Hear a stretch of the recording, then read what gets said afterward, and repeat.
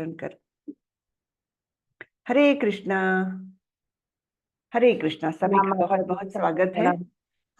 हरे कृष्णा। हरे कृष्णा, सभी का बहुत बहुत स्वागत है। आज हम 15वां अध्याय देखने जा रहे हैं। तो चलिए मंगलाचरण कर लेती हूँ और फिर हम इस अध्याय में देखेंगे, अभ्यास करेंगे इसका। ओम नमो भगवते वासुदेवाय। ओम नमो भगवते वासुदेवाय। ओम नमो भगवते वासुदेवाय।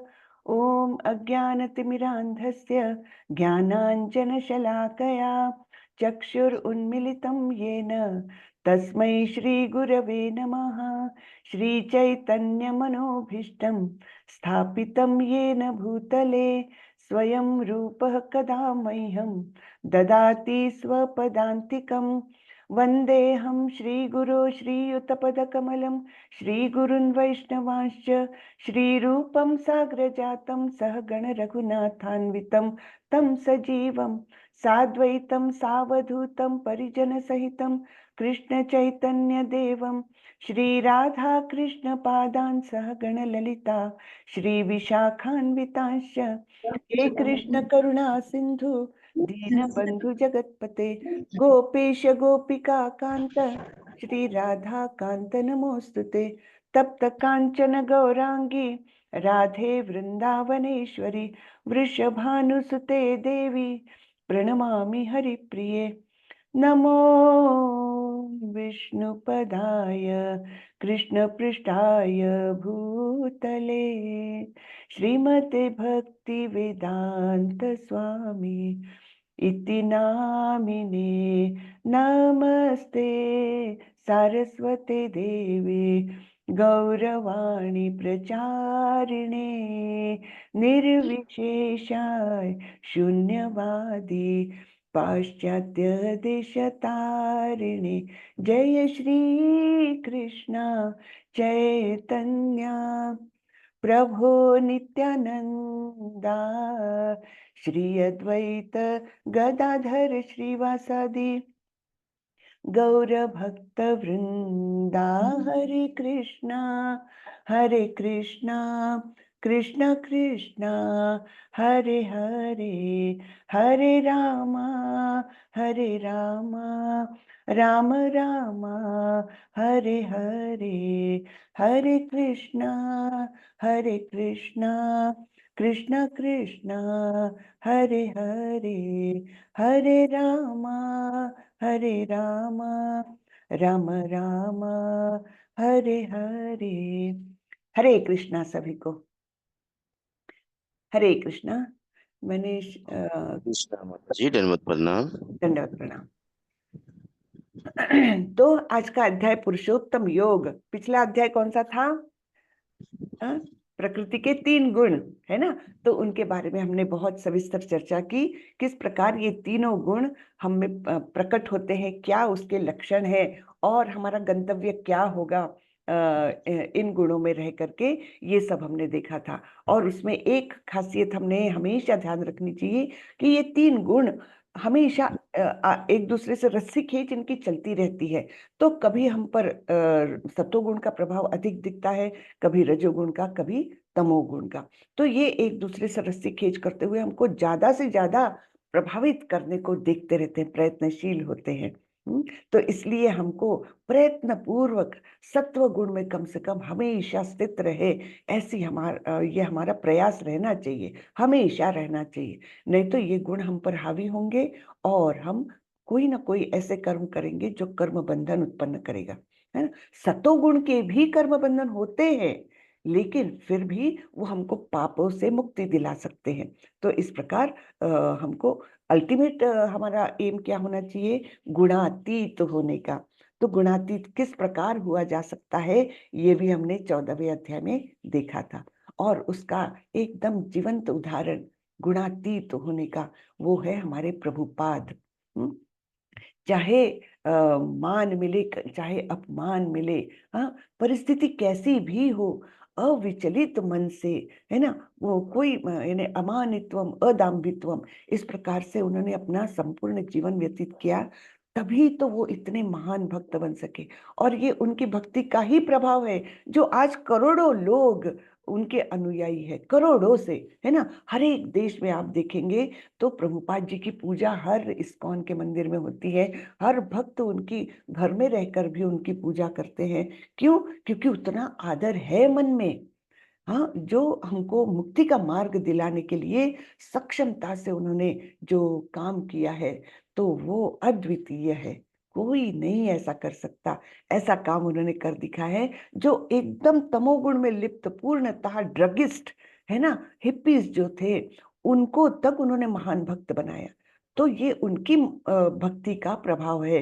और जो सातत्य पूर्वक उन्होंने इतना प्रयास किया, सबको, सबका उद्धार करने का मार्ग उन्होंने दिखा दिया। और वो सारा कुछ जो है वो उनकी किताबों में उन्होंने सारा उनका ज्ञान उंडेल दिया है। तो उसका फायदा हमने लेना चाहिए। और उनके ही शब्दशः आदेशों के अनुसार हर इस्कॉन मंदिर में जो भी कार्य होता है उनके ही आदेशों के अनुसार होता है। उनके आदेशों के बाहर कुछ भी नहीं होता। 4:30 बजे मंगल आरती करनी है, उसमें ये मतलब आरतियां गानी है ना। फिर दर्शन आरती, उसमें क्या क्या होना है, सब कुछ प्रभुपाद जी ने जो मार्गदर्शन किया है उस पर ही चल रहा है। और इसीलिए अभी भी जो है इस्कॉन का पथ जो है वो हमको निश्चित रूप से एक शुद्ध मार्ग है और हमको मुक्ति की ओर ले जा सकता है, हमारा शुद्धिकरण निश्चित कर सकता है। अब ये इंडिविजुअल हमारे प्रयास है और हमारा संचित जो कुछ है पिछले जन्मों का, उस पर आधारित है कि हम कितना प्रयास, कितनी प्रगति कर सकते हैं। लेकिन है मार्ग बहुत ही अच्छा। हाँ, तो हम इसके पहले चर्चा कर चुके हैं कि 4 ऑफिशियल संप्रदाय है जो ऑथेंटिक है ना, प्रामाणिक संप्रदाय है। उसमें से ये हमारा संप्रदाय कौन सा कहलाता है? कौन बताएगा मुझे? ये हमारा जो इस्कॉन का संप्रदाय है उसको क्या कहते हैं? किसके? गौड़िया मध्वाचार्य।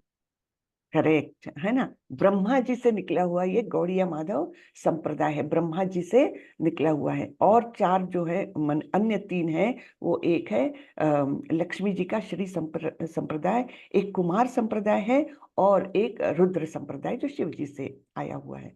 तो कृष्ण से डायरेक्ट इन लोगों ने ज्ञान पाया और फिर ये ज्ञान नीचे नीचे गुरु शिष्य परंपरा के माध्यम से आया है। तो ये हमारी भी एक ऑथेंटिक परंपरा है।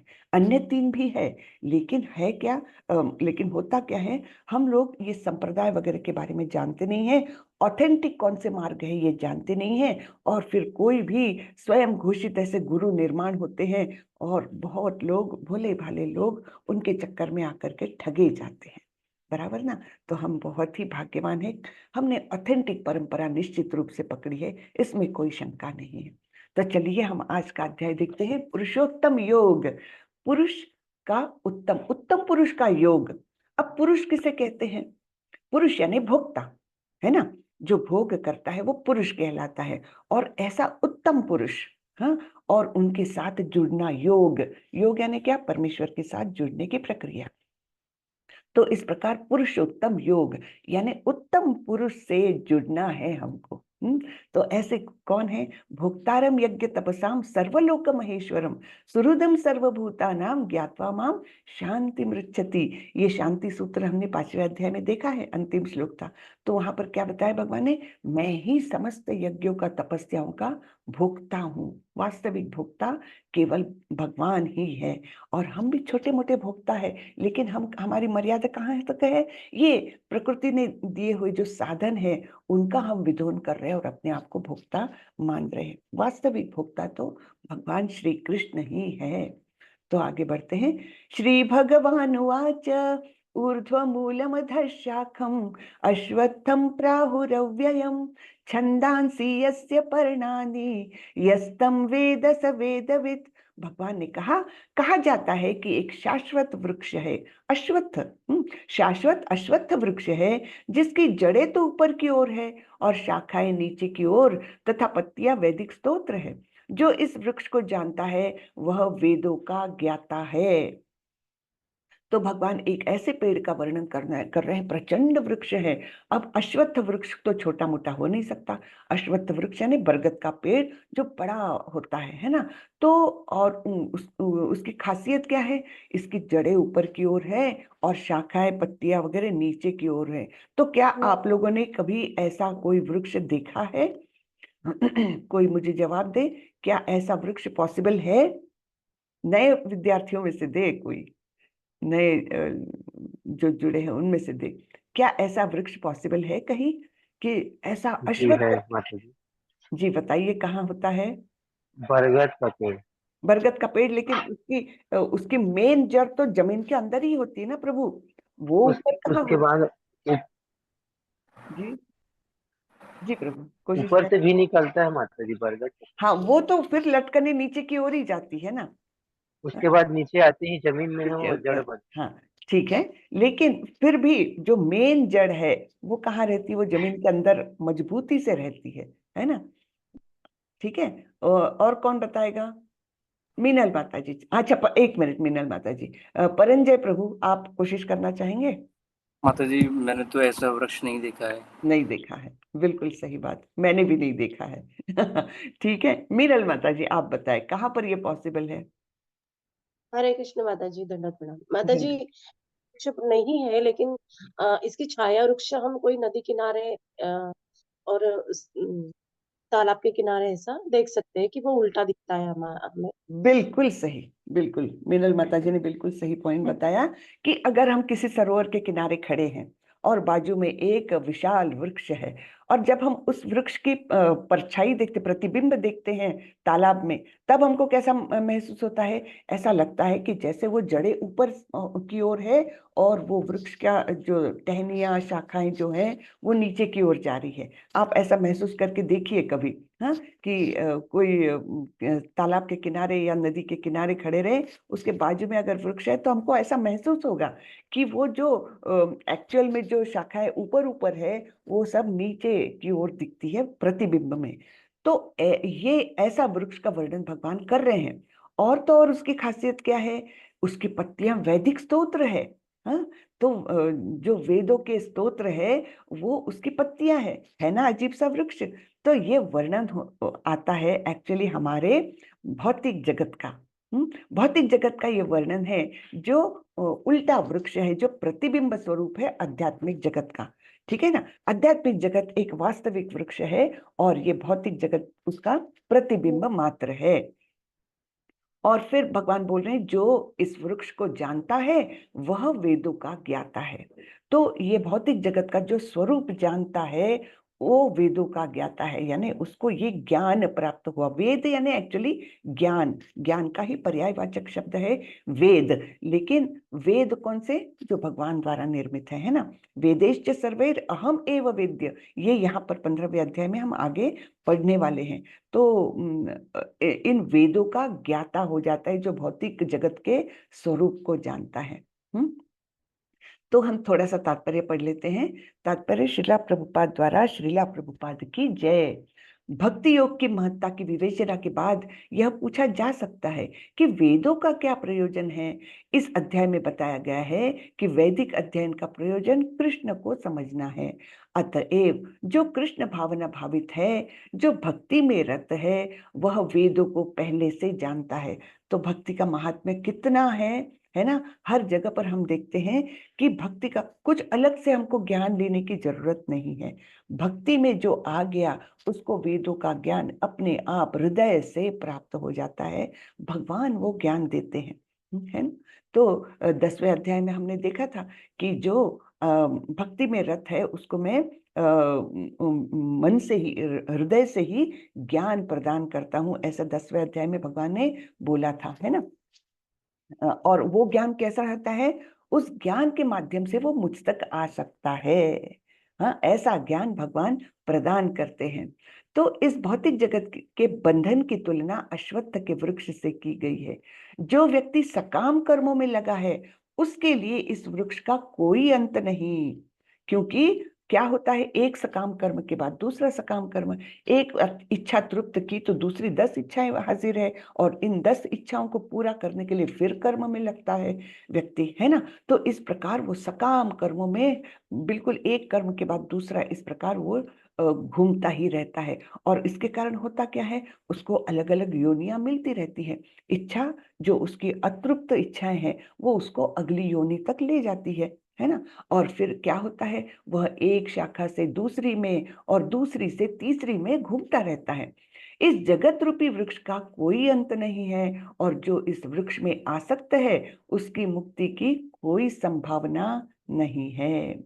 तो ऐसा ये भौतिक जगत है कि हम एक योनि से दूसरी योनि में, बस जैसे बंदर है एक शाखा से दूसरी शाखा में कूदता है, दूसरी से तीसरी में कूदता है, बस वैसे ही हम एक योनि से दूसरी योनि में जाते हैं। और उसको यहाँ पर उपमा दी गई है, इस उल्टे अश्वत्थ वृक्ष के एक शाखा से दूसरी शाखा में जाता है। और ये वृक्ष इतना विशाल है कि उसका कोई आदि अंत दिख नहीं रहा, बाहर कैसे जाए, है ना। तो ये बड़ी भारी समस्या है हम लोगों के लिए, भौतिक जगत में हम लोग जो अटके हैं। अब आगे पढ़ते हैं। अधश्चोर्ध्वं प्रसृतास्तस्य शाखा गुण प्रवृद्धा विषय प्रवालः अधश्च मूलान्यनुसंततानि कर्मानुबंधीनि मनुष्यलोके। इस वृक्ष की शाखाएं ऊपर तथा नीचे फैली हुई है और प्रकृति के 3 गुणों द्वारा पोषित है। इसकी टहनियां इंद्रिय विषय है। इस वृक्ष की जड़ें नीचे की ओर भी जाती है, जो मानव समाज के सकाम कर्मों से बंधी हुई है। तो इसका पोषण कौन कर रहा है, इस वृक्ष को पोषण भी तो चाहिए, है ना। कोई भी वृक्ष देख लीजिए, उसको योग्य रूप से कुछ पानी कुछ खाद तो मिलनी चाहिए। तो यहाँ पर इस वृक्ष का पोषण हो रहा है प्रकृति के 3 गुणों द्वारा, है ना। ये हम पिछले अध्याय में 3 गुणों के बारे में हम विस्तृत चर्चा कर चुके हैं। तो यही गुण इस भौतिक जगत को पोषित कर रहे हैं, है ना। कभी रजोगुण प्रबल है, कभी सत्वगुण प्रबल है, कभी तमोगुण प्रबल है। इस प्रकार ये गुण इसका पोषण कर रहे हैं। फिर इसकी टहनियां कैसी है, ये टहनियां है इंद्रिय विषय। कौन से हैं इंद्रिय विषय, स्पर्श रूप गंध, है ना, स्वाद। तो ये सारे इंद्रिय विषय जो है, जो इंद्रियों को हमेशा आकर्षित करते रहते हैं, ये इसकी टहनियां हैं। इस वृक्ष की जड़ें नीचे की ओर भी जाती है, जो मानव समाज के सकाम कर्मों से बंधी हुई है। तो ये जड़ें कौन सी, जो अभी एक प्रभु जी बता रहे थे ना, मुझे लगता प्रकाश प्रभु जी बता रहे थे कि वो लटकने जो नीचे जाती है वो भी स्वयं से जड़ बन जाती है जमीन पर जाकर के। तो वो लटकनों के बारे में ये है ना, बरगद के पेड़ से जो ऐसे लटकन निकलती है। तो ये क्या है, ये सकाम कर्मों से बंधी हुई है, यानी वो ऊपर की ब्रांच से बंधी हुई है और वो सकाम कर्मों वाले शाखाएं हैं, तो उनसे बंधी हुई है, जो नीचे की ओर जड़े जाती है। न रूपमस्येह तथोपलभ्यते नान्तो न चादिर्न च संप्रतिष्ठा अश्वत्थमेनं सुविरूढमूलम् असंगशस्त्रेण दृढेन चित्वा ततः पदं तत्परिमार्गितव्यं यस्मिन् गता न निवर्तन्ति भूयः तमेव चाद्यं पुरुषं प्रपद्ये यतः प्रवृत्ति प्रसृता पुराणी। कौन ये श्लोक बोलेगा, 1-2 लोगों को चांस दो। बोलो माता जी। बोलिए उज्जवल प्रभु, हरे कृष्णा। हरे कृष्ण माता जी। न रूपमस्येह तथोपलभ्यते नान्तो न चादिर्न च संप्रतिष्ठा अस्वस्थमेनं सुविरूढमूलमसङ्गशस्त्रेण दृढेन छित्त्वा ततः पदं तत्परिमार्गितव्यं यस्मिन् गन्ता न वितन्ति भूय तमेव चाद्यं पुरुषं प्रपद्ये यत प्रवृत्ति प्रसूता पुराणी। हरे कृष्ण माता जी। हरे कृष्णा, वेरी गुड। परंजय प्रभु आप भी ट्राई करें प्लीज। नारूपमसे तथोपलभ्यते नान्तो न चार्दिन च संप्रतिष्ठा अश्वेतमेनं सुविरूढमूलमदशेषेण चित्वा तत् पदं तर्पमार्गे दिवं यगिस्मृता न निर्वन्ते भूत तमेव चाद्यं पुरुषं पतते यत् प्रवृत्ति प्रसूता पुराणी। ठीक ठीक। कुछ श्लोका के क्लासेस होते हैं। मैं क्षमा माता जी से बोलूंगी वो उसका लिंक आप लोगों को दे दे, तो जिसको भी इच्छा है ना अच्छे से शुद्ध उच्चारण के साथ और योग्य मीटर में ठीक से वो हरे श्लोका। कृष्ण माता जी मैं बोलूं? अच्छा बोल लीजिए माता जी। तो वो सब लोग क्लास वो ज्वाइन कर लीजिए तो अच्छा लगेगा। हाँ, ठीक है। हरे कृष्ण माता जी। हरे कृष्णा। लक्ष्मी प्रिया माता जी आप बोलिए। हरे कृष्ण माता जी, वो क्लास कितनी टाइम लगती है? रूपम सह्यं ततपो लभ्यते नान्तो न चार्दिनं च सम्प्रीतः सम्प्रतिष्ठः असोत्थमेनं सुविरूढमूलम् असङ्गशस्त्रेण दृढेन चित्वा ततः पदं ततः परिमार्गतव्यं यस्मिन् गत्वा न निर्वर्तन्ति भूयं तमेव चाद्यं पुरुषं प्रपद्य यत प्रभूति प्रसुता पुराणी। हरे कृष्ण माता जी। ठीक ठीक, बहुत अच्छे माता जी। ठीक, मीरल माता जी आप भी कर लीजिए, बस फिर 4 हो गए। हरे कृष्णा। हरे कृष्ण। न रूपमस्येह तथोपलभ्यते नान्तो न चादिर्न च सम्प्रतिष्ठा अश्वत्थमेनं सुविरूढमूलम् असङ्गशस्त्रेण दृढेन चित्वा ततः पदं तत्परिमार्गितव्यं यस्मिन् गता न निवर्तन्ति भूयः तमेव चाद्यं पुरुषं प्रपद्ये यतः प्रवृत्तिः प्रसृता पुराणी। वेरी हरे गुड। कृष्ण। हरे कृष्णा। ठीक है, बहुत अच्छे। तो इस वृक्ष के वास्तविक स्वरूप का अनुभव इस जगत में नहीं किया जा सकता है ना, क्योंकि ये प्रतिबिंब है। इसमें रहते हुए हम वास्तविक वृक्ष कैसा है अर्थात आध्यात्मिक जगत कैसा है ये हम अनुभव नहीं कर सकते। कोई भी नहीं समझ सकता कि इसका आदि कहाँ है, अंत कहाँ है, या इसका आधार कहाँ है। तो ये इतना प्रचंड वृक्ष है कि हमारी वो हमारी उसमें नहीं है, हमारी कैपेसिटी नहीं है कि इसका शुरुआत कहाँ से है, अंत कहाँ से है, मध्य कहाँ पर है ना, या उसका बेस कहाँ पर है, कुछ भी हमको पता नहीं चल सकता। हम इसी के अंदर घूमते रहते हैं अलग अलग योनियों में। लेकिन मनुष्य को चाहिए कि इस दृढ़ मूल वाले वृक्ष को विरक्ति के शस्त्र से काट गिराए। तो एक ही शस्त्र है हमारे पास, कौन सा? विरक्ति का। इस भौतिक जगत से विरक्त हो जाए और फिर इसको काटे। और फिर काट काट करके करना क्या है? काट तो दिया वृक्ष विरक्ति से, उसके बाद क्या करना है ये भी बहुत इंपॉर्टेंट है। तत्पश्चात उसे ऐसे स्थान की खोज करनी चाहिए जहां जाकर लौटना न पड़े और जहां उस भगवान की शरण ग्रहण कर ली जाए, जिससे अनादिकाल से प्रत्येक वस्तु का सूत्रपात तथा विस्तार होता आया है।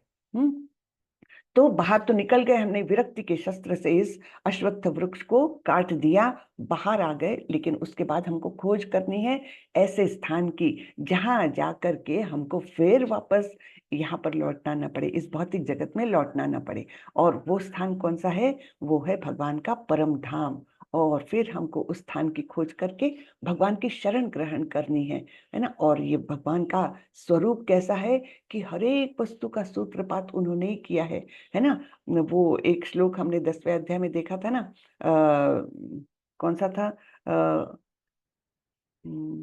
कि हर आध्यात्मिक जगत में या भौतिक जगत में जो भी वस्तु है वो सभी कुछ मुझी से उद्भूत है। अहम सर्वस्य प्रभुः मत्तः सर्वं प्रवर्तते इति मत्वा भजन्ते माम बुधा भाव समन्विता।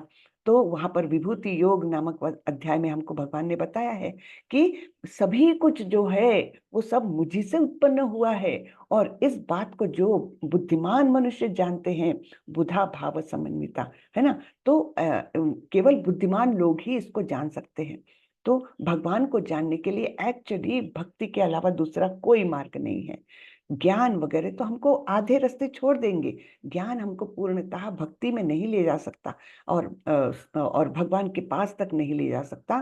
केवल भक्ति ही है जो हमको भगवान के चरणों तक ले जा सकती है। भक्त्या माम अभिजानाति यावान यश्चास्मि तत्वतः।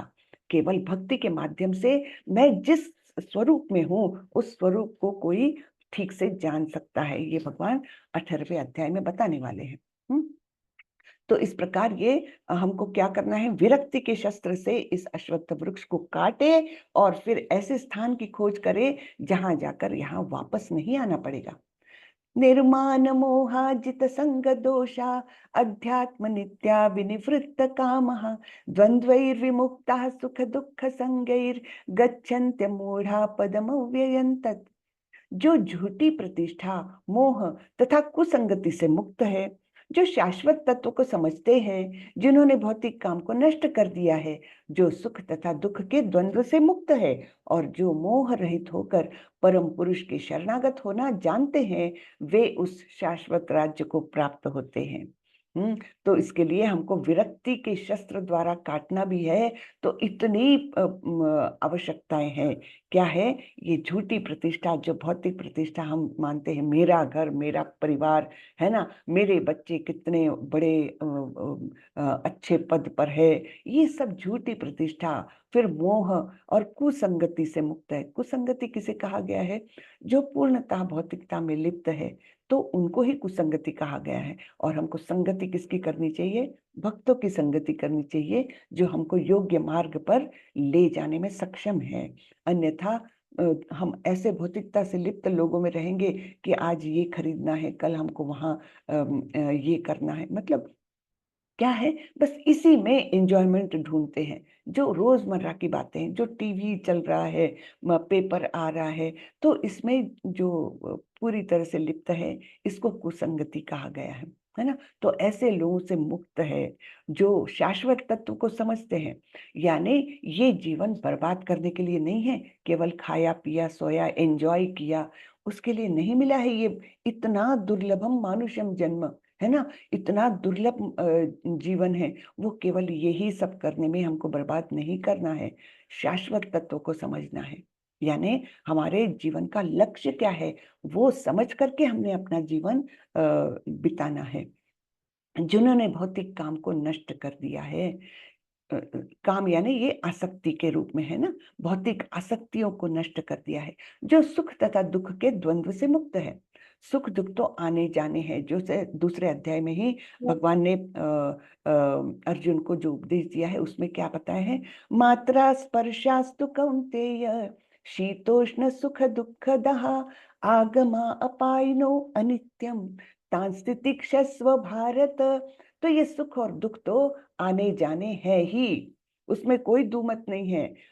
सुख आएगा, उसके पीछे पीछे दुख आएगा, दुख आएगा, उसके पीछे पीछे सुख आएगा, है ना। जैसे सर्दी गर्मी का मौसम होता है, तो इनके द्वंद्व से मुक्त है, यानी वो हमको विचलित नहीं करता है। ये सारे जो भी भौतिक जगत की परिस्थितियां हैं, वो हमको विचलित न कर पाए। जो मोह रहित होकर परम पुरुष की शरणागत होना जानते हैं, वे उस शाश्वत राज्य को प्राप्त होते हैं। शाश्वत राज्य किसे कहा है? आध्यात्मिक जगत, जो परम धाम है भगवान का। न तद्भासयते सूर्यो न शशांको न पावकः यद्गत्वा न निवर्तन्ते तद्धाम परमं मम। अब भगवान अपने धाम का वर्णन कर रहे हैं। अभी तक क्या बोला है? तुम इस भौतिक जगत में अटके हो, असंग शस्त्रेण दृढ़ेन चित्वा, कि असंग यानी विरक्ति के शस्त्र से इसको काटो, बाहर आओ, फिर ऐसे स्थान की खोज करो जहां जाकर के वापस नहीं आना पड़ेगा। अब वो उस धाम का वर्णन कर रहे हैं। तो वो भगवान का धाम कैसा है? वह मेरा परम धाम न तो सूर्य या चंद्र के द्वारा प्रकाशित होता है और ना अग्नि या बिजली से। जो लोग वहां पहुंच जाते हैं, वे इस भौतिक जगत में फिर से लौटकर नहीं आते। तो कितनी अच्छी बात बताई है ये, है ना। अब हमारे मन में शंका आती है कि एक बार तो हम आ गए हैं, है ना, इतना सब कुछ झेल रहे हैं, और भगवान बोल रहे हैं कि ये करो और मेरे धाम पहुंचो, लेकिन क्या गारंटी है कि हम फिर से ना वही गलती कर ले? तो यहाँ पर भगवान बोल रहे हैं, फिर से भौतिक जगत में नहीं लौट कर आता। क्यों नहीं लौट कर आता? पहली बार तो आए थे, फिर से दोबारा गलती करेंगे तो? लेकिन ये भगवान जो है, जो भगवान कार्य करते हैं ना, वही हमको स्मृति विस्मृति और ज्ञान देते हैं। हृदय में बैठ करके वो इतने सारे अनंत काम करते हैं, देखिए हमारे लिए। तो क्या करते हैं? हमको ज्ञान देते हैं, स्मृति भी देते हैं और विस्मृति भी देते हैं। तो यहाँ जब हम एक बार वापस जाएंगे अपने धाम भौतिक जगत से, तब भगवान वो हमारी स्मृति को जागृत रखते हैं कि बेटा एक बार तो तुमने गलती की, इतनी इतनी योनियों से तुमको पार होना पड़ा, इतने इतने सुख दुख झेलने पड़े हैं, अब दोबारा वो गलती मत करना। ये स्मृति हमारे मन में जागृत रखते हैं भगवान, और इसलिए हम कभी भी फिर से लौट कर नहीं आते। तो ये सुंदरता है। और क्या बता रहे हैं, जैसे इस भौतिक जगत को प्रकाश के लिए सूर्य चंद्रमा की आवश्यकता है, वहां पर आवश्यकता नहीं है, सब कुछ अपने आप में तेजस्वी है।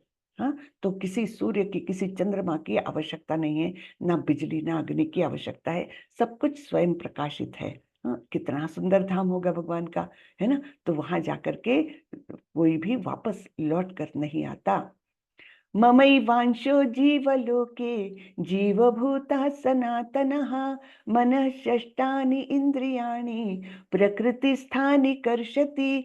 इस बद्ध जगत में सारे जीव मेरे शाश्वत अंश है। तो क्या बोला है, सारे जीव, ये नहीं बोला कि केवल मनुष्य ही मेरे अंश है, बोला है क्या, नहीं, सारे ही जीव, चींटी से लेकर माइक्रोस्कोपिक ऑर्गेनिज्म से लेकर के बड़े से बड़े जीव तक सारे जीव मेरे अंश है। बद्ध जीवन के कारण वे 6 इंद्रियों से घोर संघर्ष कर रहे हैं, जिनमें मन भी सम्मिलित है। तो 6 इंद्रियां कौन सी बोल रहे हैं, एक तो मन बता दिया, और 5 इंद्रियां कौन सी है, हमारी 5 ज्ञानेंद्रिय। तो ये हम भौतिक प्रकृति में आकर के इनसे घोर संघर्ष कर रहे हैं, है ना, मन भी उसमें सम्मिलित है। तो हमारा जीवन कैसा है, संघर्षमय जीवन है किसी का भी। हर जीव का, छोटे से छोटा जीव और बड़े से बड़ा जीव, और मनुष्य तो निश्चित रूप से। तो ये सारे घोर संघर्ष कर रहे हैं। क्यों, क्योंकि हम प्रकृति में आकर टपके हैं जो हमसे कंपैटिबल नहीं है, असंगत है हमारे शाश्वत रूप से। हमारा शाश्वत रूप कैसा है, जो अविनाशी स्वरूप है। लेकिन यहाँ तो हम देख रहे हैं हर क्षण कोई ना कोई मृत्यु को पा रहा है, ये शरीर नष्ट हो रहा है, सब कुछ नाशवान है, ये सब देख रहे हैं। इसलिए ये असंगति है, इसलिए हम कभी भी यहाँ पर सुख नहीं पा सकते। इनकम्पैटिबिलिटी है ये हमारी, है ना। हम जो जीवात्मा है जो अंदर है, और हमने जो परिधान किया हुआ ये वस्त्र है देह का, ये इनकम्पैटिबल है, इसलिए हम दुख पाते हैं। शरीरं यदवाप्नोति यच्चाप्युत्क्रामतीश्वरः गृहीत्वैतानि संयाति वायुर्गंधानि वाशयात्। इस संसार में जीव अपनी देहात्म बुद्धि को एक शरीर से दूसरे में उसी तरह ले जाता है जिस तरह वायु सुगंधि को ले जाती है। इस प्रकार वह एक शरीर धारण करता है और फिर इसे त्याग कर दूसरा शरीर धारण करता है। तो ये देहात्म बुद्धि कि मैं ये देह हूं, है ना, मेरी आइडेंटिटी ये देह है, इस बुद्धि को जो जीव है वो एक शरीर से दूसरे शरीर में उसी तरह ले जाता है जैसे सुगंधी, जैसे वायु अगर बहती है, फूलों के गार्डन से आ रही है या फूलों के मार्केट से आ रही है, तो अपने आप हमारे तक सुगंध ले आती है। बस वैसे ही ये दूसरी योनि तक ये देहात्म बुद्धि एक शरीर से दूसरे शरीर में हमको ले जाती है। और फिर इस प्रकार हम अनेक योनियां बदलते रहते हैं। तात्पर्य, हाँ चलिए थोड़ा सा तात्पर्य पढ़ लेते हैं हम। श्रीला प्रभुपाद द्वारा तात्पर्य। श्रीला प्रभुपाद की जय। यहाँ पर जीव को ईश्वर अर्थात अपने शरीर का नियामक कहा गया है। तो हम अपने शरीर के ईश्वर हुए क्योंकि हम अपने शरीर को कंट्रोल करते हैं। यदि वह चाहे तो अपने शरीर को त्याग कर उच्चतर योनि में जा सकता है, और चाहे तो निम्न योनियों में भी जा सकता है। इस विषय में उसे थोड़ी स्वतंत्रता प्राप्त है। स्वतंत्रता क्या है, हमारी इच्छा करने की, केवल इच्छा करने की स्वतंत्रता हर जीव को दी गई है। तो इस प्रकार वो चाहे तो उच्च योनि में जा सकता है। हम अच्छी इच्छाएं करेंगे, वो इच्छा से प्रेरित होकर ही हमारे कर्म होते हैं, है ना। तो अच्छे कर्म हो जाएंगे तो अच्छे कर्म फल मिलेंगे और उस प्रकार हमको उच्च योनियों में ले जाएंगे। लेकिन हमने इच्छाएं अगर गलत की, कि चलो ये जरा ड्रग्स का स्वाद ले ही लेते हैं, ये इच्छा मन में जागृत हुई, उस प्रकार से कर्म हुआ, उस प्रकार से हमको कर्म फल मिलेंगे, निम्न योनियों में हमको ले जाएंगे। इस विषय में उसे थोड़ी स्वतंत्रता प्राप्त है। शरीर में जो परिवर्तन होता है वह उस पर निर्भर करता है। ठीक है, तो हम ही रिस्पॉन्सिबल है हमको कौन सी योनि प्राप्त होने वाली है इस पर। इसके लिए हम ही रिस्पॉन्सिबल है। मृत्यु के समय वह जैसी चेतना बनाए रखता है वही उसे दूसरे शरीर तक ले जाती है। ये हमने देखा था, याद है? बहुत सुंदर श्लोक थे 8वें अध्याय में। क्या था? पहला तो बताया था, अंतकालेषु मामेव स्मरन् मुक्त्वा कलेवरं य प्रयाति समद्भावं याति न तत्र संशयः। भगवान ने बताया है कि जो अंतकाल में केवल मेरा स्मरण करते हुए देह को त्यागता है वह निश्चित रूप से मुझे प्राप्त करता है। उसके अगले श्लोक में क्या बताया था भगवान ने? यम यम वापि स्मरन् भावं त्यजन्त्यन्ते कलेवरं तम तमेवैति कौन्तेय सदा तद्भाव भावितः। तो व्यक्ति जिस जिस भाव में मृत्यु को प्राप्त करेगा वो उसी उसी भाव को आगे जाकर अगली योनि में उसी को प्राप्त करेगा। जैसे हमने भरत महाराज का उदाहरण देखा था कि उन्होंने वो हिरण का स्मरण करते हुए अपने देह को त्यागा तो उनको हिरण की योनि प्राप्त हुई। और फिर उसके अगले श्लोक में भगवान ने क्या बताया है? तस्मात् सर्वेषु कालेषु माम अनुस्मर युध्य च मय्यर्पितमनो बुद्धिर मामे वैश्यस्य संशयः। इसलिए तस्मात् सर्वेषु कालेषु, इसलिए सब समय मेरा स्मरण करो, क्योंकि अंतकाल में ऐसे अचानक से भगवान का स्मरण नहीं किया जा सकेगा। तो इसलिए तुम हमेशा मेरा स्मरण करो, क्या पता मृत्यु कब झपटेगी अपने ऊपर, है ना? तो हर क्षण भगवान का स्मरण करो और इस प्रकार संशय रहित होकर हम भगवत धाम को प्राप्त कर सकते हैं। तो ये बताया है कि जो मृत्यु के समय वह जैसी चेतना बनाए रखता है वही उसे दूसरे शरीर तक ले जाता है ना? यदि वह कुत्ते या बिल्ली जैसे चेतना बनाता है तो उसे कुत्ते या बिल्ली का शरीर प्राप्त होता है। यदि वह अपनी चेतना दैवी गुणों में स्थित करता है तो उसे देवता का स्वरूप प्राप्त होता है। ठीक है ना? तो ये हम पर ही डिपेंड करता है कि हमको अगली योनि कौन सी मिलनी है। श्रोत्रं चक्षुः स्पर्शनं च रसनं घ्राणमेव च अधिष्ठाय मनश्चायं विषयानुपसेवते।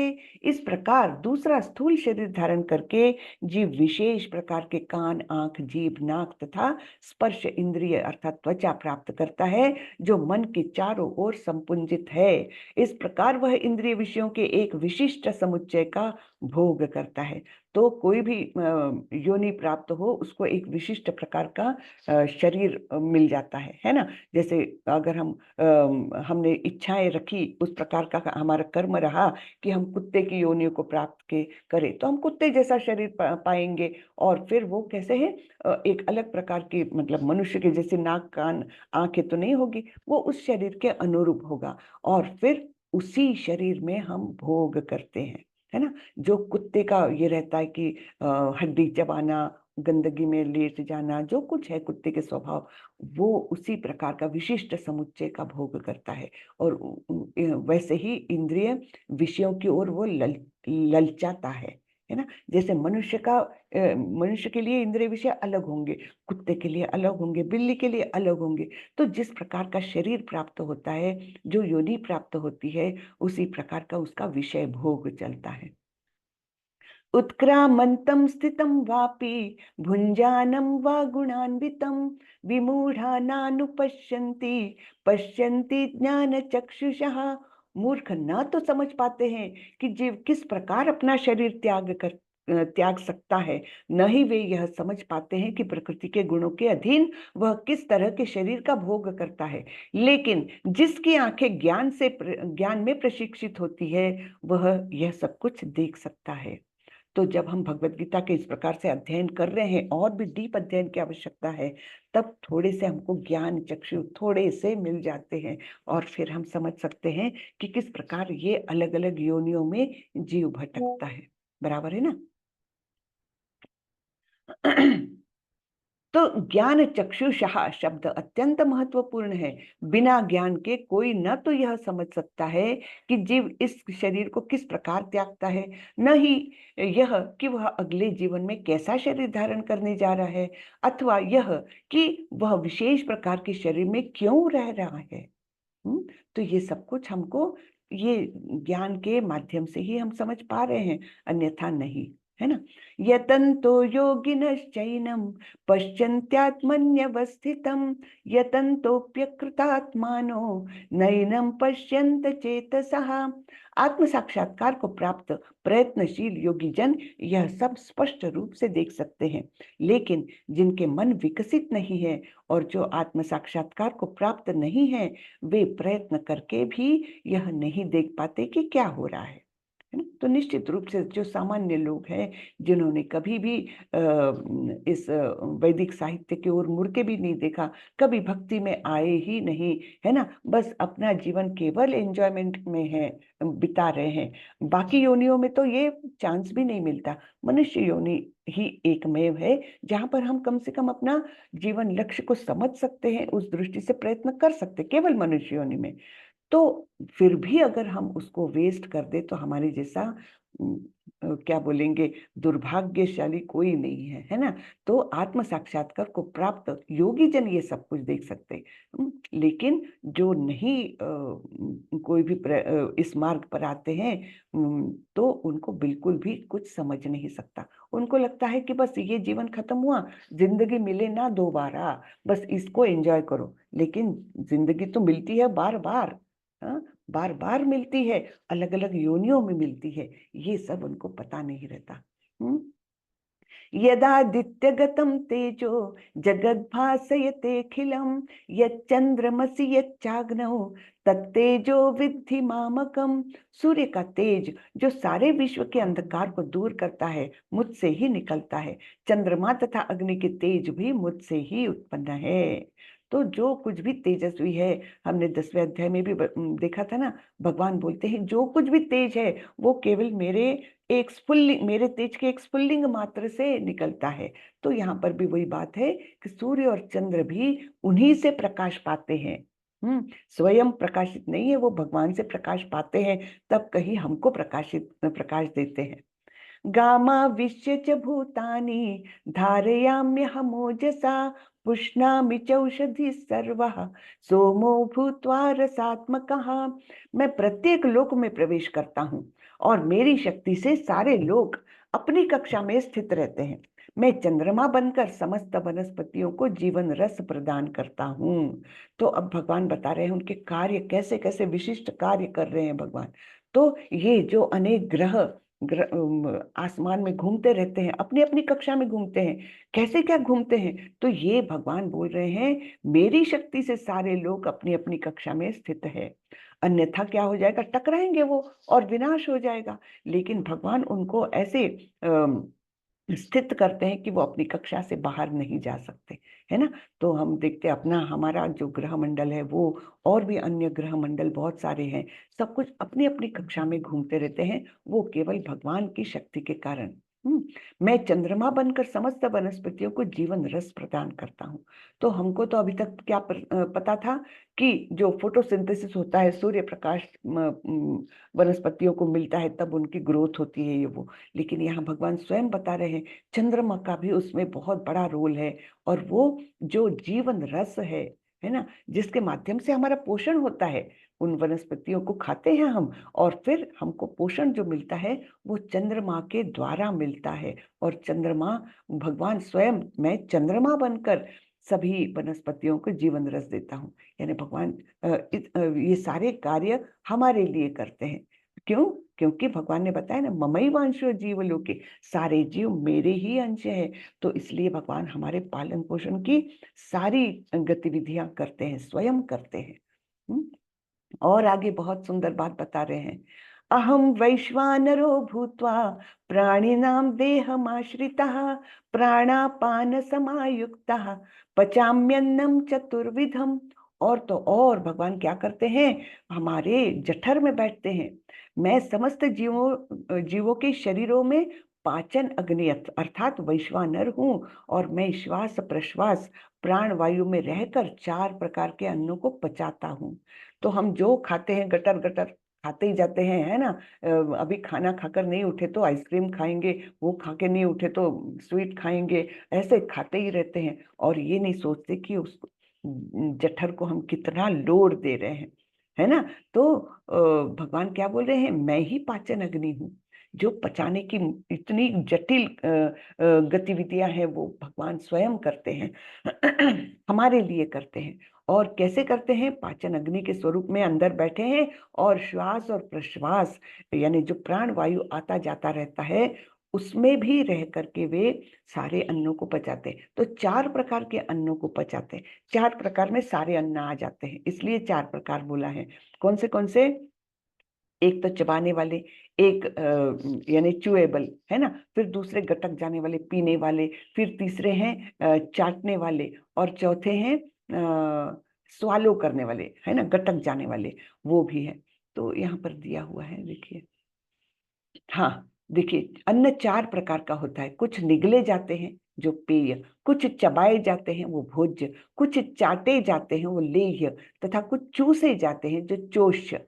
तो ये चारों प्रकार के अन्नों को भगवान वैश्वानर बन के, हमारी जठर अग्नि बन करके और प्राण अपान वायु के माध्यम से वो पचाने का कार्य भी करते हैं।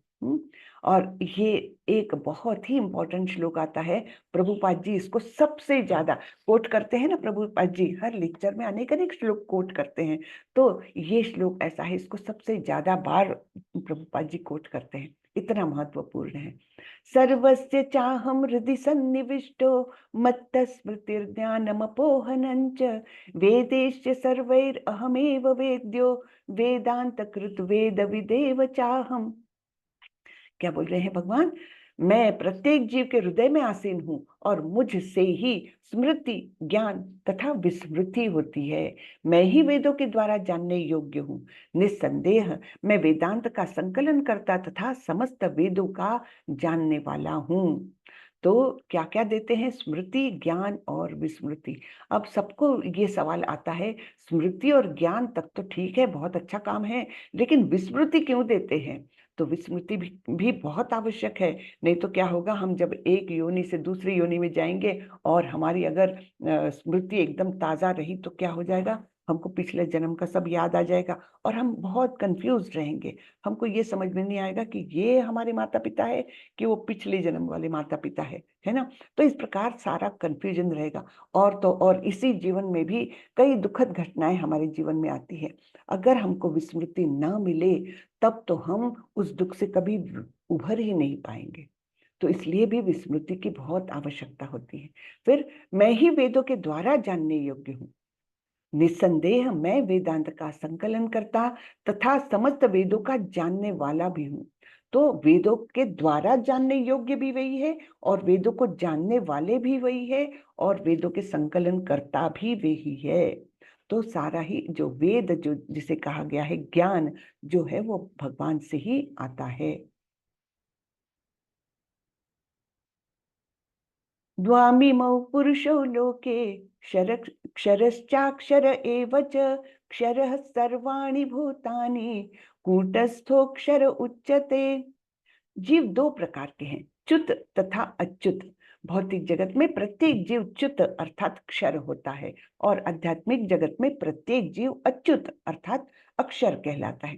तो जैसे हम जीवात्माएं इतनी सारी भौतिक जगत में है ना, हमसे 3-4 गुना अधिक जीवात्माएं भौतिक जगत में है। ठीक है, हमसे बहुत सारी ज्यादा। जैसे कि एक शहर की पॉपुलेशन है, वहां पर एक कारागृह है, तो कारागृह में बंदी जो है उनकी संख्या बहुत कम रहेगी कंपेयर टू उस शहर के लोक संख्या के तुलना में, बराबर है ना। वैसे ही हम जो इस कैद खाने में आए हैं, हमारी संख्या उनकी तुलना में बहुत कम है। तो वो जीव कैसे होते हैं, अच्युत। उनका पतन नहीं होता है, वो भगवान के साथ है ना, उनका पतन नहीं हुआ है, अक्षर कहलाते हैं वे। और हम लोग कैसे हैं, हमारा पतन हो गया, हम यहाँ पर आए हैं और यहीं पर अलग अलग योनियों में घूम रहे हैं, इसलिए हम च्युत कहलाते हैं या क्षर कहलाते हैं। तो ये 2 प्रकार के जीवों के बारे में भगवान बता रहे हैं। अब और एक किसी के बारे में बताने जा रहे हैं। तो ये क्षर और अक्षर, ये 2 प्रकार के जीवों के बारे में बताया। अब भगवान बता रहे हैं, उत्तमः पुरुषस्त्वन्यः परमात्मेत्युदाहृतः यो लोकत्रयमाविश्य बिभर्त्यव्यय ईश्वरः। इन दोनों के अतिरिक्त एक परम पुरुष परमात्मा है जो साक्षात अविनाशी भगवान है और जो तीनों लोकों में प्रवेश करके उनका पालन कर रहा है। तो भगवान, परमात्मा और ब्रह्म तेज है ना, ब्रह्म ज्योति, ये 3 स्तर हमने बार बार चर्चा की है। तो क्या बताया है कि ये क्षर और अक्षर, इन जीवों के अतिरिक्त एक पुरुष है जो परम पुरुष है और जो परमात्मा कहलाता है। लेकिन परमात्मा कोई भगवान से भिन्न नहीं है, जो साक्षात भगवान ही है। तो परमात्मा और भगवान में कोई अंतर नहीं है। ब्रह्म तेज भी भगवान से ही उद्भूत है। तो ये सारे जो चरण है भगवत प्राप्ति के, ये तीनों भी जो है वो भगवान ही है स्वयं। तो परमात्मा भी ये बता रहे हैं जो इन क्षर और अक्षर पुरुषों से भिन्न है, जीवों से रादर क्षर और अक्षर जीवों से भिन्न, ऐसे ये उत्तम पुरुष है जो परम पुरुष है और परमात्मा है। और ये परमात्मा क्या करते हैं, तीनों लोकों में प्रवेश करके उनका पालन करते हैं, है ना। परमात्मा यानी भगवान का सर्वव्यापी रूप, और ये हर जगह पर, हर जीव के अंदर भी है, हर अणु के अंदर है, हम परमाणु बन करके। इस प्रकार हर जगह पर चर अचर सृष्टि सभी में ये व्याप्त रहते हैं और उनका पालन करते हैं। यस्मात्क्षरमतीतोऽहम् अक्षरादपि चोत्तमः अतोऽस्मि लोके वेदे च प्रथितः पुरुषोत्तमः। चूंकि मैं क्षर तथा अक्षर दोनों से परे हूँ और चूंकि मैं सर्वश्रेष्ठ हूँ, अतएव मैं इस जगत में तथा वेदों में परम पुरुष के रूप में विख्यात हूँ। तो पुरुषोत्तम योग क्यों कहा गया है? पुरुषोत्तम पुरुषों में उत्तम, यानी क्षर और अक्षर ये दोनों प्रकार के पुरुष जो है उनसे ये सर्वोत्कृष्ट है ना, दोनों से परे हैं, सर्वश्रेष्ठ है। इसलिए इनको क्या कहा गया है? परम पुरुष या पुरुषोत्तम कहा गया है। तो भगवान कृष्ण से बढ़कर कोई नहीं है, न तो बुद्ध जीव न मुक्त जीव, अतएव वे पुरुषोत्तम है। अब यह स्पष्ट हो चुका है कि जीव तथा भगवान व्यष्टि है, यानी इंडिविजुअल है। इसी के बारे में एक दूसरे अध्याय में भी श्लोक आया था। दूसरा अध्याय तो संपूर्ण भगवत गीता का सारांश रूप है, इसलिए जो भी हम पढ़ते हैं कहीं ना कहीं उसका रेफरेंस हमको दूसरे अध्याय में जरूर मिलता है। तो ये जो जीव और भगवान, चाहे वो जीव मुक्तात्मा हो या बद्ध जीव हो, दोनों प्रकार के, तो वो और भगवान ये अलग अलग है।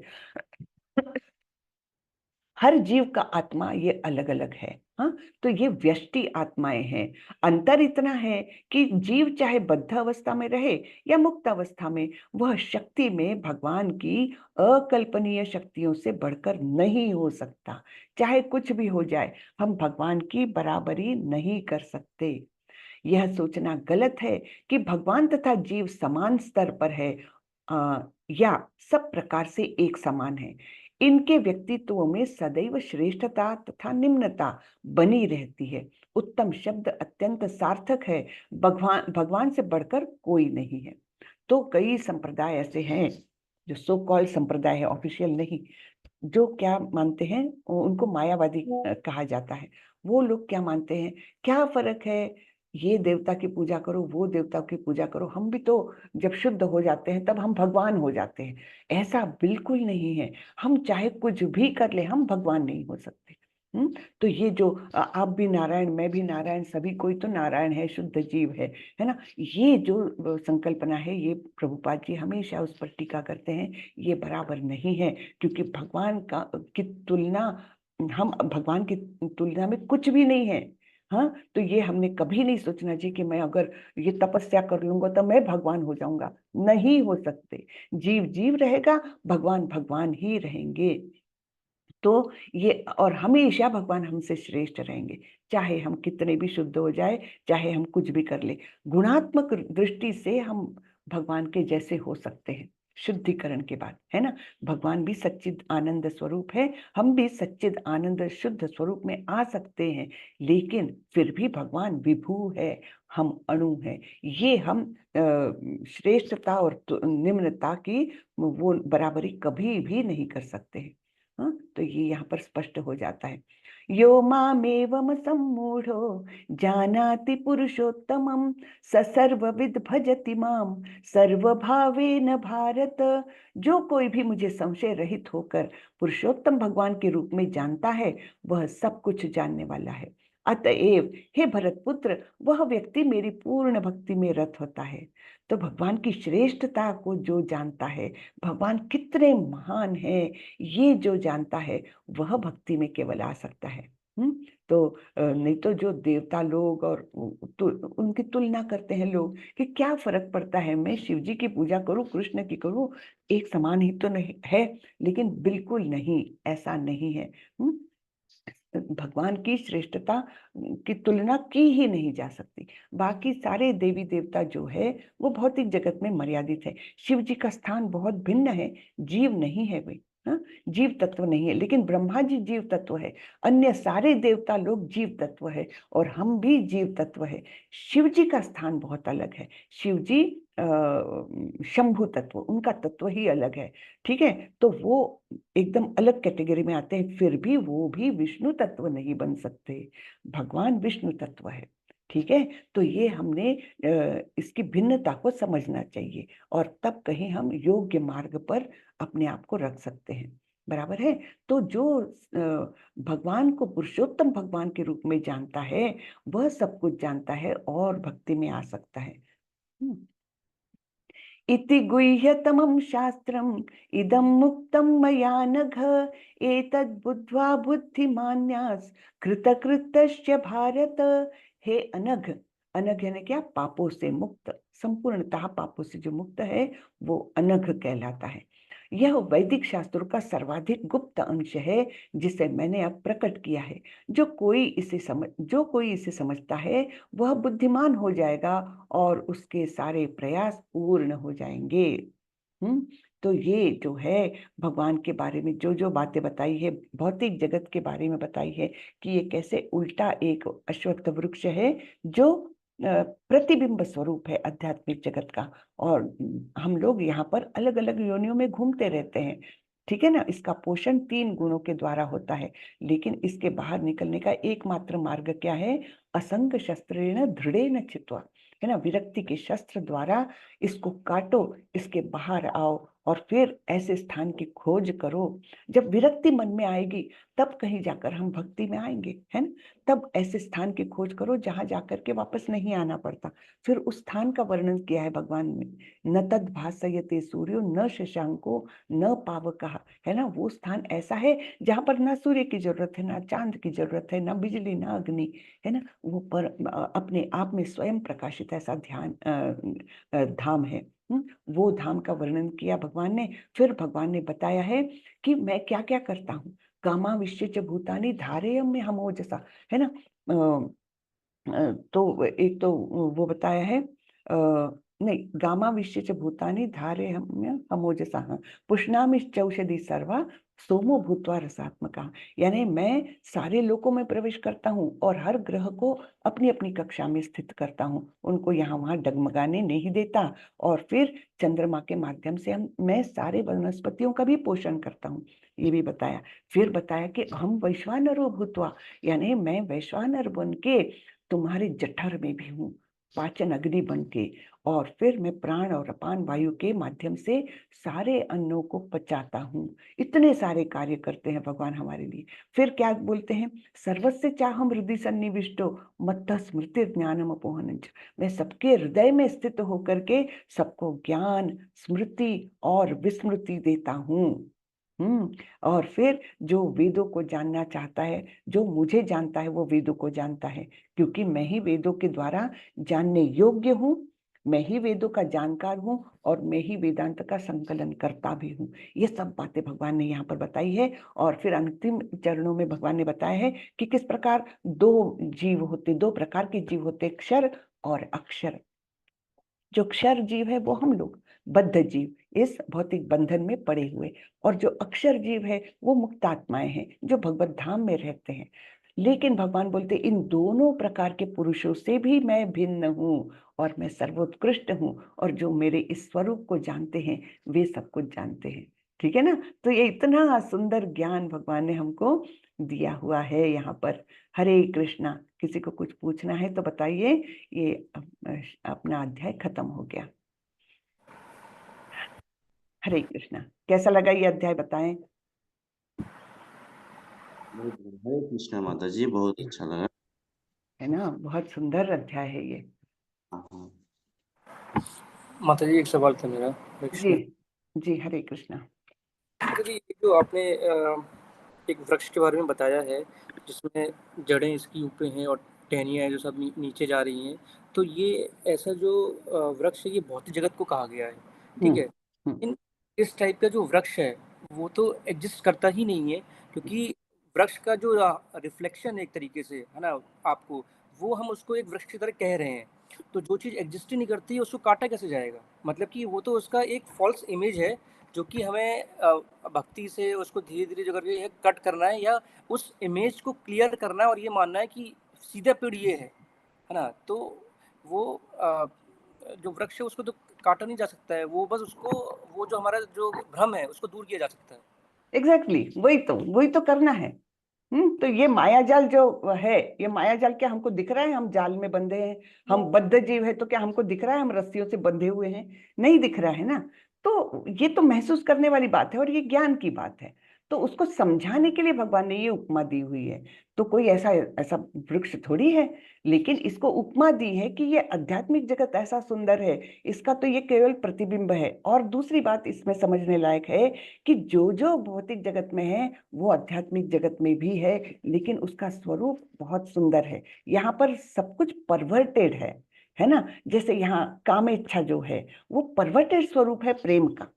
हाँ, जो वास्तविक प्रेम है वो आध्यात्मिक जगत में होता है केवल, और यहाँ पर आकर वो काम वासना में बदल जाता है। तो ये हर भावना को आप लीजिए तो ओरिजिनल भावना जो है भगवान के धाम में वो अत्यंत शुद्ध होती है, लेकिन यहाँ पर आकर उसका परवर्टेड रूप हो जाता है, जैसे प्रतिबिंब परवर्टेड है। तो हर चीज को हम वैसे देख सकते हैं, और इसलिए ये जो माया जाल है जो जो हम देख तो नहीं सकते, लेकिन है जरूर माया जो हमको बंधन में बांधे हुए है। तो इसको हम केवल विरक्ति के माध्यम से, ना तो विरक्ति को हम देख सकते ना महसूस कर सकते, लेकिन उसको हम डेवलप कर सकते हैं ये ज्ञान के माध्यम से, है ना। तो इस प्रकार से जब विरक्त होते जाएंगे इस भौतिक जगत से, कोई आसक्ति नहीं रहेगी, ना ममत्व रहेगा कि ये मेरा है, ना हम अपने देह को मानेंगे ये मैं हूं, मेरा देह यानी मैं। ये आइडेंटिफिकेशन ही हमारा पहले गलत है ना। मैं कौन हूं? मैं तो इस देह को धारण करने वाला आत्मा हूं, है ना। तो ये सब कुछ जब धीरे धीरे डेवलप होगा, तो ये उपमाएं है बहुत सुंदर प्रभु जी। लेकिन इसको थोड़ा समझने में हर चीज को ऐसे जैसे तंत्र शब्दशः मत लीजिए आप। इसको उपमा दी हुई है तो उसको उसी रूप से हमको देखना चाहिए, है ना। जैसे ये नहीं कि वो है ही नहीं, प्रतिबिंब नहीं है ऐसा नहीं होता, होता है, लेकिन उसको आवश्यकता क्या होती है? पहले तो वो पेड़ होना चाहिए और प्रकाश होना चाहिए। तो ये सापेक्ष हुआ, है ना। लेकिन आध्यात्मिक जगत निरपेक्ष है, वो हमेशा रहेगा। ये कब रहेगा? जब प्रकृति का प्राकट्य होगा, तब यानी कंडीशनड है ये, है ना। कंडीशन अप्लाई, तब वो कहीं प्रतिबिंब दिखता है हमको। वैसे ही भौतिक जगत का है कि भौतिक जगत जब भगवान की इच्छा होती तो प्रकृति को प्रकट करते हैं, वो इस सृष्टि का सृजन होता है इस प्रकार से। तो उस प्रकार से हमको समझना पड़ेगा हर चीज को ना। जैसे जो रूपाल जी कहते हैं ना कि हमारी जो कॉन्स्टिट्यूशनल पोजीशन है वो हमारा हाँ, सीधा पेड़ है और मतलब एग्जैक्टली, बराबर समझे प्रभु जी। जो हमारी कॉन्स्टिट्यूशनल पोजीशन है, जो हमारा नित्य स्वरूप है, वो वहां पर है। ये तो हम आके अटके हैं। जब जब प्रकृति का सृजन होगा हम यहीं पर भटकेंगे, और फिर कुछ समय के लिए लुप्त हो जाएंगे महाविष्णु के अंदर, है ना। फिर प्राकट्य होगा। जब तक हम यहाँ से मुक्त नहीं होंगे और आध्यात्मिक जगत में नहीं जाएंगे, तब तक हम यहीं पर अलग अलग योनियों में भटकते रहेंगे। अभी देखिए ना, हम लोग जो कलयुग में आए हैं, तो एक प्रभु जी ने, मैंने शायद बताया भी था, एक प्रभु जी क्या बोलते हैं कि मतलब उनके लेक्चर्स में सुनती हूँ, बहुत अच्छा बोलते हैं। तो वो बोलते हैं हमारी बैच यानी जो कलयुग में फंसे हैं वो फिसड्डी बैच है। सतयुग में हमको चांस मिला, हम नहीं गए ऊपर। त्रेता में मिला, नहीं गए। द्वापर में मिला, नहीं गए, यानी फेल होते गए। इतने युगों में हम फेल होते गए, कलयुग में आके टपके हैं। यानी हमारी बैच तो बहुत ही फिसड्डी बैच जो बोला जाता है। अब इसके बाद भी हम नहीं निकलेंगे तो फिर से वही चक्र में पड़े रहेंगे, है ना। तो अभी तो भी कोशिश करनी है हमको, भगवान की बहुत कृपा है कि ये हमको मार्ग कम से कम दिखा है। ये माता जी, जो हम लोग एक प्रश्न किया था, मतलब कि काफ़ी लोग कॉमन जो लोग हैं बोलते हैं कि श्री कृष्ण जी हैं, उनकी तो इतनी सारी रानियां हैं, तो इतनी रानियां हैं तो वो तो मतलब उस भावना से ग्रसित हैं या उस भावना को रखते हैं, लेकिन वो तो हम उसको अपनी जो मैली आंखों से देख ही नहीं सकते। वो तो एग्जैक्टली। आध्यात्मिक आंखें हैं जो जो जो देख ही नहीं पाती उस चीज़ को, है ना। तो आई थिंक बिल्कुल बिल्कुल। वही उसका रियल आंसर। जी जी जी। जो उनकी दिव्य लीलाएं हैं उनको तो हम समझ ही नहीं पाएंगे जब तक हम भक्ति में बहुत प्रगति ना कर ले। तब तक भगवान की ये दिव्य लीलाओं के बारे में हमने बात भी नहीं करना चाहिए, क्योंकि हम अपनी विकृत आंखों से ही देखेंगे, अपने विकृत ज्ञान से ही देखेंगे उसको और उसका गलत अर्थ निकालेंगे। वो एक प्रकार से अपमान है भगवान का। तो इसलिए ये सब हमको समझने के लिए देर लगेगी। इसलिए प्रभुपाद जी बोलते हैं, जो भागवतम है ना, तो 12 स्कंद है उसके, और 10वें स्कंद में भगवान के सभी लीलाओं का वर्णन आता है। तो प्रभुपाद जी बोलते हैं कभी भी ऐसा नहीं करना चाहिए कि एकदम जंप कर लिए 10वें अध्याय पर, क्या फर्क पड़ता है हम 10वां अध्याय पढ़ लेते। कभी भी नहीं करना चाहिए। 1 से लेकर चालू करिए, 9 अध्याय तक आप में परिपक्वता आएगी भगवान के बारे में सुनने की, उनके स्वरूप को। तब कहीं जाकर आप 10वें अध्याय को हाथ लगाइए। और होता क्या है, ये जो 7 दिन के सप्ताह करते हैं ना, भागवत सप्ताह के नाम से करते हैं ना, वो इसी प्रकार विकृत स्वरूप हमारे सामने रखते हैं। हाँ, क्या करते हैं, उनको 7 दिनों में पैसा कमाना है। हाँ, पैसे के लिए करते हैं वे। तब वो बड़ी रोचक कथाएं उसकी करते हैं, उसमें रासलीला का वर्णन करते हैं, लेकिन ये बहुत ही गलत है। प्रभुपाद जी बोलते हैं ये बहुत बड़ा अपराध है भगवान के प्रति। इसलिए हमारे इस्कॉन में हम ये 7 दिनों वाले कंसेप्ट को बिल्कुल नहीं मानते। 7 दिन में परीक्षित महाराज ने सुनी थी भागवतम 7 दिन में, लेकिन परीक्षित महाराज थे वो, हम जैसे सामान्य लोग नहीं थे। और वो एक क्षण भी बिना उठे, ना जल लिया उन्होंने, ना खाना खाया, ना एक पल सोए हैं। ऐसे वे दिन रात उतने भक्ति भाव से उन्होंने वो भागवतम सुनी है, और तब उनको भगवत धाम प्राप्त हुआ है। हमारी क्या औकात है। हाँ, सवेरे 1 घंटा, शाम को 1 घंटा, ऐसे ऐसे करके वो भागवत सप्ताह करते, उसमें लाखों रुपए की फीस ले जाते और उसमें केवल रोचक कथाएं बताते हैं, है ना। तो इसलिए ऐसे जगह से सुनना भी नहीं चाहिए भागवतम। एक्चुअली वो हमको भी कलुषित करता है। मतलब आपने एक शब्द का यहाँ प्रयोग किया था जिसमें था कि झूठी प्रशंसा, मोह, कुसंगति और सुख दुख से मुक्त, है ना, तभी हम इस पेड़ को काट पाएंगे। हाँ। तो इस वर्ड है कुसंगति। तो कुसंगति में क्या है कि जो मैं समझ पा रहा हूँ कि हमारा जो एसोसिएशन भक्तों के साथ में है, तो वो हम एक संगति मानेंगे कि जो वो एक अच्छी संगति है जिसमें हम सभी लोग एक ही उसमें है, या हम एक दूसरे को अपलिफ्ट करने की कोशिश कर रहे हैं, है ना। लेकिन कुसंगति में क्या है, अगर मान लीजिए मेरी सोसाइटी है जहाँ मैं रह रहा हूँ, आसपास के ऐसे लोग हैं जो कि मुझे लगता है कि थोड़ा सा उनका हार्ट प्योरिफिकेशन है, लेकिन वो कुछ कुसंगति में कुछ गलत उसमें या गलत भावनाएं भी रखते हैं या गलत धारणाएं भी रखते हैं, लेकिन उनका ये वाला जो संग है वो नहीं है। बट आसपास तो ऐसे लोग हैं नहीं, तो हम भक्तों के साथ तो हम संग कर सकते हैं, लेकिन क्या इन लोगों के साथ में भी हमें संगति रखनी की नहीं रखनी है? नहीं, देखिए, थोड़ा सा कम ही संगति रखे, क्योंकि देखिए पैर फिसलने में देर नहीं लगती, ऊपर चढ़ने में देर लगती है। तो ऐसा ना हो कि हाँ वो भी थोड़े बहुत शुद्ध होंगे, थोड़े बहुत वो होंगे, लेकिन कुछ बातें हो सकता है उनमें भी कुछ कलुषित हो, और हमको भी हमारे मन में कहीं तो भी छुपा हुआ अट्रैक्शन हो, तो फिर वो मतलब वो रास्ता छोड़ने में देर नहीं लगती, अच्छा रास्ता छोड़ने में देर नहीं लगती। तो हमको बहुत सावधान रहना चाहिए, बहुत सावधान रहना चाहिए। जब भक्ति में आए हैं तो बहुत बड़ा एक उपलब्धि है कि भगवान ने बीज दिया है हमको भक्ति लता का, उसको बहुत सावधानी से हमको पालन पोषण करना है उसका, नहीं तो वो बीज खराब होते देर नहीं लगती है। बहुत लोग हैं ऐसे जो ऐसे हो चुके, बड़ी मतलब काफी वो प्रगति कर चुके, और फिर कुछ ऐसे संगति में पड़ गए, कहिए कुछ ऐसे परिस्थिति में पड़ गए, उन्होंने भक्ति छोड़ दी। ऐसे कई लोग हैं। तो इसलिए सावधानी तो हमको हर क्षण रखनी पड़ेगी। तो ऐसे लोगों से भी मिलते हैं तो बस उतना उतना अच्छे से बात करिए, आप ये करिए, लेकिन अंतरंग मित्र मत बनाइए किसी को भी। बराबर है? जी माता जी। हरे कृष्णा। हरे कृष्ण। प्रणाम। हरे कृष्ण। प्रकाश प्रभु, आपको कुछ पूछना है? हरे कृष्ण माता जी। हरे कृष्ण। जी प्रभु। माता जी, आज जो एकादशी है, वह एकादशी, उसके बारे में कुछ जानकारी चाहिए। एकादशी के बारे में ठीक है, एक वो आया है, राइटअप आया है कुछ, तो वो मैं ग्रुप में डालने को बोलती हूँ। हाँ, वो आप पढ़ लीजिएगा, उसके बारे में थोड़ी सी जानकारी मिल जाएगी। मैं खुद इसके बारे में बहुत जानकारी नहीं रखती हूँ, इसलिए मैं बोल रही हूँ। मैं गलत कुछ बोल दूँ उससे अच्छा है जो राइटअप आया है, मैं क्षमा माता जी को बोलती हूँ, ग्रुप में डाल देंगे। क्षमा माता जी जी। माता जी। हरे कृष्ण। क्षमा माता जी। माता जी वो है नहीं, मैं डाल देता हूँ हाँ, ग्रुप आप में। डाल दीजिए, वो आया है ना अपरा एकादशी का, वो डाल दीजिए। जी जी। जी। हरे कृष्ण। मीनल माता जी। जी। हरे कृष्ण माता जी। हरे माता जी, अभी आपने कहा कि 7 दिन की कथा जो है, अभी तो हम मीडिया वगैरह मतलब बहुत डेवलप हुआ है ये सब, तो हम सुन पा रहे हैं, आपको भी सुन पा रहे हैं, हमारे को बहुत अच्छे शायद कुछ कर्म होंगे या कृपा होंगे हमारे ऊपर कुछ तो भी भगवान की, तो हम सुन पा रहे हैं। लेकिन जो हमारे माता पिता है वो उन्होंने मतलब ऐसे 7 दिन की ही अरेंज करते थे वो कथा।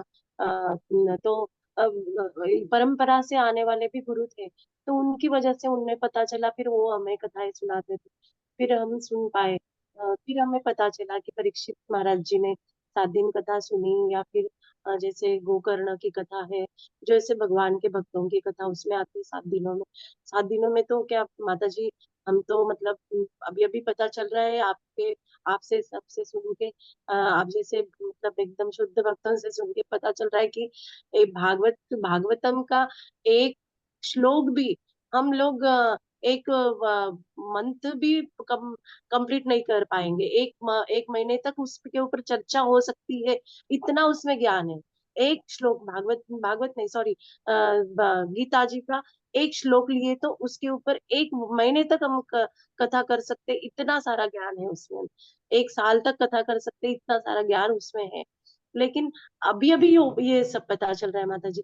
लेकिन इसके पहले जो हमारे माता पिता थे, अभी इतना ये जो हमें मिल रहा है, जैसे कोरोना से नामनिष्ठा प्रभु प्रभु जी ने, महाराज जी ने इतना हमें हम तक पहुंचाया है, ये कहीं तो भी हमारी कृपा रही होगी तो हमें मिल रहा है। लेकिन उनका क्या, जो हमारे माता पिता थे, तब तो वो ऐसे ही कथाओं में जा जाके ही परंपरा से भी है माता जी, जो उनके पास जाके उन्होंने सीखा और फिर हमें बताया, और हम आज मतलब हमें पता चला कि नहीं, ये कथा है भगवान की, भगवान ने ऐसी मटकियां फोड़ी थी, ऐसे ये किया था, रास करी थी, या जो मतलब जो भी कथाएं आई है उनसे बस 7 दिन में, तब भी पता चली, नहीं तो हमें तो पता ही नहीं चलती थी, क्योंकि शास्त्र तो बहुत मतलब इतने ऑथेंटिकली भी नहीं थे। प्रभुपाद जी भी आए तो भी पता नहीं कैसे आए हमारे पास में, और हमने ये शुरू किया, लेकिन तब तो उनके पास तो नहीं थे माता जी। बस मैं हाँ। कुछ त्रुटि बोल गई होगी तो मुझे क्षमा नहीं चाहती नहीं, अरे आप बिल्कुल बराबर बोल रहे, तो ये हमारे पूर्वजों का ऐसे ही हुआ है। लेकिन वही है, जो राजहंस रहेगा उसमें से वो अच्छी अच्छी बातें लेगा, भक्तों की बातें, जैसे आपने बताई कि गोकर्ण की बातें या ऐसे, है ना, वो बातें लेगा। और जो कौवे की वृत्ति के होंगे वो क्या बोलेंगे, रास लीला वो सुनाओ, है ना। तो वो ही उनको ध्यान में रहेगा कि कैसे रास लीला होती। तो ये तो वो व्यक्ति पर भी डिपेंड करता है, जो हंस प्रवृत्ति के रहेंगे वो तो अच्छा ही लेंगे उसमें से, चाहे सामने वाला कुछ गलत भी बोल रहा है तो वो तो डिपेंड करता है। लेकिन इसलिए प्रभुपाद जी बिल्कुल सावधान करते हैं, हमको बार बार सावधान करते हैं। ये 7 दिनों वाले जो प्रोफेशनल जो है ना, व्यावसायिक तौर पर जो भागवतम करते हैं ना, उनसे कभी भी नहीं सुनना चाहिए। अभी अभी मेरे पढ़ने में आया भागवतम में ही, तो प्रभुपाद जी क्या बोलते हैं कि है तो वही कथा है, जैसे दूध है ना, दूध बड़ा पोषक होता है।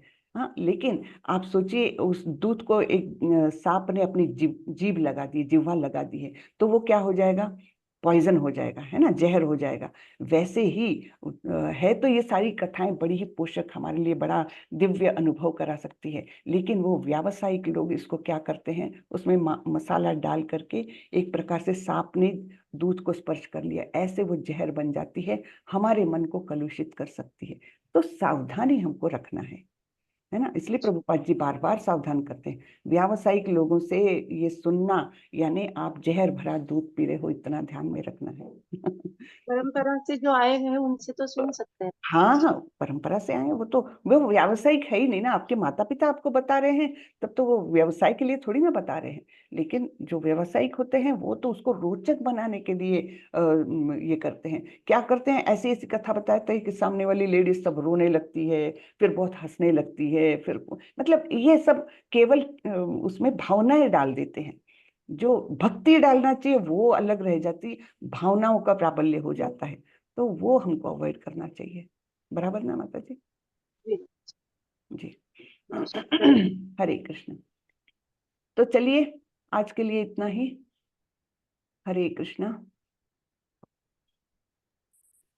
वांछा कल्पतरुभ्य। माता जी, जी एक जी। एक सवाल है। हाँ जी माता जी। हाँ, जैसे कोई रामचरितमानस है या तो गीता है, उसके श्लोक हम कंठस्थ करें तो उसका महत्व क्या है? मतलब उससे क्या होता है? उससे कुछ अच्छा बेनिफिट होता है? हाँ, लेकिन मीनिंग समझ के कंठस्थ करे, ऐसे ही नहीं, तोते के समान हमको हाँ, नहीं रटना है। मीनिंग समझते हुए रटेंगे तो आपको बड़ा आनंद आएगा, क्योंकि क्या होता है जब हम कुछ कंठस्थ कर लेते हैं ना, तो हमको बराबर उस प्रसंग में वो याद आ जाता है श्लोक, तो एक प्रकार का गाइडेंस मिलता है हमको अंतर मन से। श्लोक और प्रश्न दोनों ही याद करनी पड़ेगी। हाँ, उसका मतलब समझना चाहिए, उसका मीनिंग, तब कहीं याद करेंगे तो अच्छा है, नहीं तो केवल तोते के समान नहीं रटना है हमको। तो जैसे क्या होता है, अब वो मेरा मेरा खुद का अनुभव मैं बताती हूँ कि कभी गुस्सा आता है ना, तो मेरे को सबसे पहले वो श्लोक याद आता है, क्रोधात् भवति सम्मोहा सम्मोहा स्मृति विभ्रमा। तो थोड़ा सा एक क्षण को रुक जाती हूँ मैं, नहीं भाई क्रोध नहीं करना है, विनाश की ओर ले जाता है। तो ये बातें मतलब ये हमारे काम आती है ये बातें, लेकिन हाँ थोड़ा मीनिंग समझ करके उसको रखना चाहिए। जी जी माता जी। और एक दूसरा सवाल है, जैसे मैंने बहुत सारे वीडियो में देखा, मतलब देखा है कि वो लोग बताते हैं कि जो भगवान का जो भी वैकुंठ धाम है या तो साकेत धाम है, वो अगर कोई चला भी गया तो वहां से उसका जन्म तो होना है, उसका आत्म साक्षात्कार नहीं हुआ, उसका जन्म होता है। जो साकेत में जाता है या तो वैकुंठ में जाता है, उसका जन्म फिर से होता है, उसका जब पुण्य समाप्त हो जाए या जो भी समाप्त नहीं नहीं माता जी, होता है, जिसने ऐसा बताया बताया। ये गलत हाँ, बताया है। देखिए साकेत धाम या वैकुंठ ये जो है ये आध्यात्मिक जगत में है, वहां ना तो जन्म है ना तो मृत्यु। हाँ हाँ, जो उच्च लोकों में जाते हैं, जो पुण्य कर्म का संचय करके उच्च लोकों में जाते हैं, ब्रह्मा जी के लोक तक भी जाते हैं, है ना, इंद्रलोक चंद्रलोक अनेक लोक है बीच में, तो जो even top most Brahma ji के लोक तक भी जाते हैं, तो उनके लिए ये बराबर बात है कि उनका जब पुण्यों का बैलेंस खत्म हो जाता है तब उनको फिर से जन्म लेना पड़ता है, ये बात तब तक के लिए योग्य है। लेकिन जो आध्यात्मिक जगत में जाएगा, जैसे आपने नाम लिया वैकुंठ लोक या साकेत धाम, ये आध्यात्मिक जगत में है, वहां ना तो जन्म है ना तो मृत्यु।